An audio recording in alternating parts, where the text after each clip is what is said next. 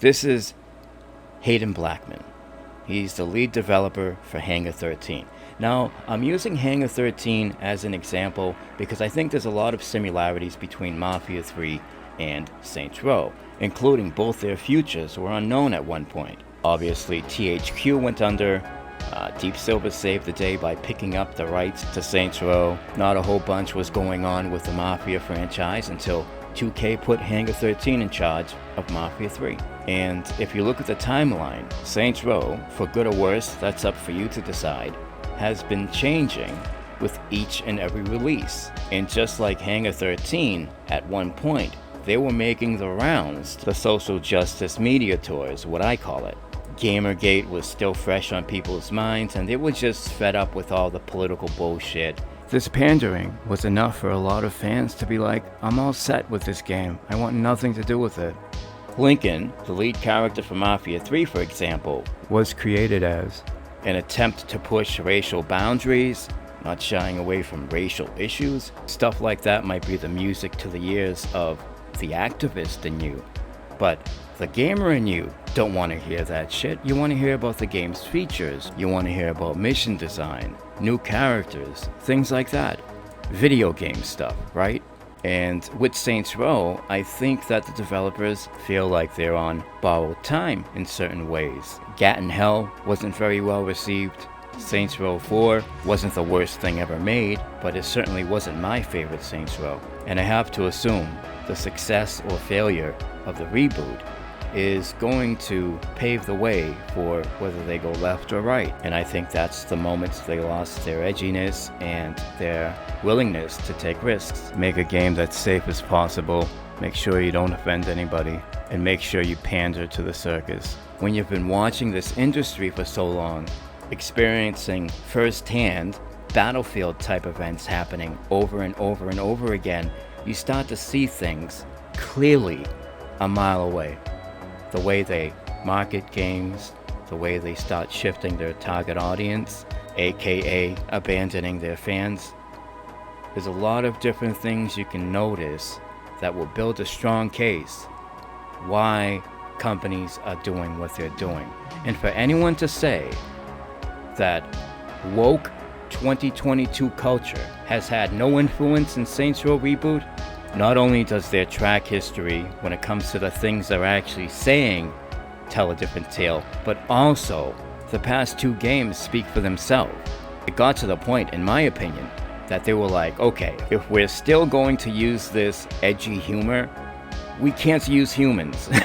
Let's use, I don't know, demons instead. Nobody will get offended no matter what you do to a demon. When you take a look at the marketing material, a lot less edgy, a lot less focused, a lot more random, in my opinion. It just seems like a smattering of random gameplay slapped together. Whereas in the other Saints games, at least those trailers gave you a taste of what the narrative was going to be, a setup. I've been wanting to make a follow-up to my Mafia 3 video, because I just want to say, you can't say you're tired of this garbage being shoved into our games and then go buy Mafia 3. Because in my opinion, the lead developer of that game was one of the absolute worst in this industry, having to hop from job to job because not so much how extreme his viewpoints are, but because it actually starts to seep in to the actual product. Well, he has had to step down on more than a couple of occasions. I mean, what happened to leaving certain things to the imagination anyway? I mean, why is it so important to know what our interests are sexually? It just doesn't make any sense to me. It's like that's the most important thing about a human, is what type of person they fuck. If I'm going to make a new friend, that's going to be at the absolute bottom of the list of the criteria I'm looking for. Now, I understand how important representation is and having rights that are equal to everyone else, but what most of these video game developers are doing is called tokenism, the bottom of the barrel when it comes to inclusion. But let's talk about representation. How many of you actually feel like you're being represented? Do all of you have incredibly short, dyed hair, pink, blue? I mean, female with more tattoos than a biker, even though most of these people look exactly like you or I. If they model these characters to look like an average person, you might overlook the fact it's essentially a virtue signal. To make matters worse, Mafia 3 launched a buggy, unoptimized heap of trash, especially on console. It was a hot mess on there.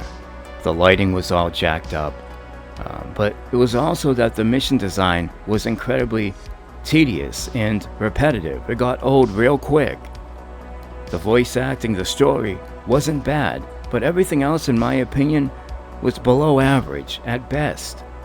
So at the end of the day, he had to step down. The game, quite possibly the sales, didn't meet 2K standards. That's the bottom line. That's always going to be the bottom line. And I think now, finally, companies are starting to come around. They're tired of losing money and they're tired of missing target. And I think with a reboot, there's a lot of similarities with Mafia 3, including a lot of disappointed OG fans. And as I said before, the resistance to this stuff, in my opinion, was a lot heavier back in the day. Not only because people could speak their minds more freely without having to worry about things like getting canceled or demonetized, but also because you had figures like Anita, someone that exhibited dishonesty for the sake of money. Oh, those OG fans have no right to say anything. They didn't even play Mafia 3. There's a good reason why they didn't, okay? If you truly don't want this crap in your video games and you don't want these activist developers to sabotage your beloved franchises, you don't support it. You don't buy it. That's just the way it works. Nothing actually changes if you keep throwing money at them. I may have been guilty of buying something anyway back in the day, but not anymore because I'm truly sick of this shit. If you do buy it, wait till it's on sale. Wait till it hits the sale bin. Another thing I hear about Mafia 3 sometimes, there was no SJW content. Not only were a couple of characters born, including the lead character, out of SJW, but also a lot of the storytelling, oppression, racial issues back in the day, and that's all good. Like, those stories should be told, but there's no such thing as a time and place anymore, shoehorned into everything. When I play Mafia, I want to be surrounded and completely immersed by a Mafia tale in a Mafia game. The Mafia didn't give a fuck about racism and equality. There's so many different games you can make, by the way. You know, you can make your own game, call it whatever you want, rather than taking a well-established franchise with a very loyal fan base and shoehorning all sorts of fucking crap into it. It's not all SJW. Part of it, in my opinion, is also ego. Giant-sized ego. I just feel like everything doesn't need to go in a new direction.